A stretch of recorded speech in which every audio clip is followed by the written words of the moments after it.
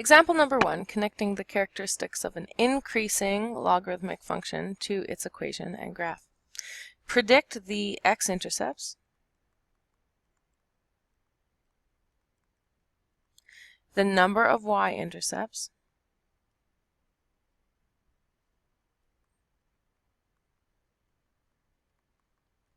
the end behavior, the domain, and the range of the following function. Y equals 15 log x. Use the equation of the function to make your predictions. Verify with technology. Well, my gut is that my x-intercepts are going to be at 1. So the point 1, 0, that's where my x-intercepts is going to be. So far in all the logarithmic graphs that I have seen, we have the no y-intercept, so I'm going to say none. And so far, if I were to look back here, so far all of my logarithmic functions, the end behavior goes from quadrant 4 to quadrant 1. So I'm going to guess that that's true, and we'll verify using technology. So quadrant 4 to quadrant 1. The domain.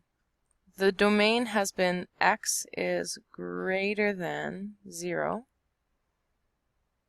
because it doesn't equal 0. It's not greater than or equal to 0 because it will never touch this, but x is going to be greater than 0. And the range here, y. Y can be anything. It can go down here, it can go up here, and it will at this will keep on going up. Okay, so it will eventually cover all of the y values. So I'm going to guess that y is an element of the reals. But let's graph this thing just to see if that's actually true. I'm going to go back here. I'm going to go into my my functions, and I'm just going to clear them all just so I don't get confused.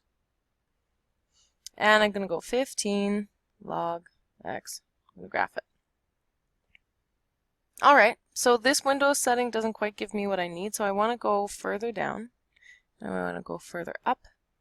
So the Windows setting here, my y min, I want it to be -10. My y max, I want it to be 50. I want to see what this looks like. There we go. Okay, so this right here, I want to see what my x-intercept is here. So I can go second trace. And I want to find my 0. X-intercepts and zeros are the same thing. So left bound, so I need to do. Okay, let's go. Just scrolling so that I'm going to be to the left of the 0, so underneath, in this case. Enter, and then right bound. I want it to get positive, enter, enter. Well, look at that. When x is 1, y is 0. So that is our x-intercept. Nailed it. I want to see this y-intercept possibility thing, but I don't like the way that the TI-83 shows it. So I'm going to go to Desmos. This is a free app that you can download on your phone. You can also use it from a computer. Come on, buddy. Icky. So what I want to say is y equals, and then functions, miscellaneous log x. And then I'm just going to look at it. This is exactly what I want. Okay, so I'm just going to zoom out. It has that nice logarithmic curve, but it looks right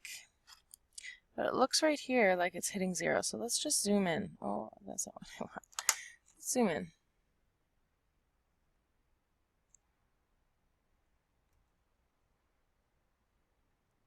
As you zoom in closer and closer, you're noticing that it doesn't actually hit 0.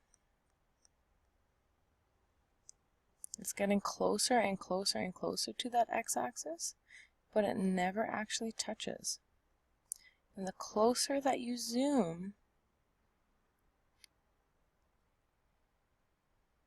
the more you notice that there are gaps. Okay, so I really like this because I really like Desmos because it can do a better job than your TI-83 to actually show that asymptotic behavior. So you can zoom in as much as you want here, and you can see that it never really touches. So I'm totally correct in saying that the y-intercepts, there are none because it never touches the y-axis. What about the end behavior? Let's look back here. I'm still going from quadrant 4 to quadrant 1. Got it? Domain, x is greater than 0. I'm looking at my graph here, and yep, it's all positive x values. And the range is, yep, everything. Okay, all of the y values can be covered.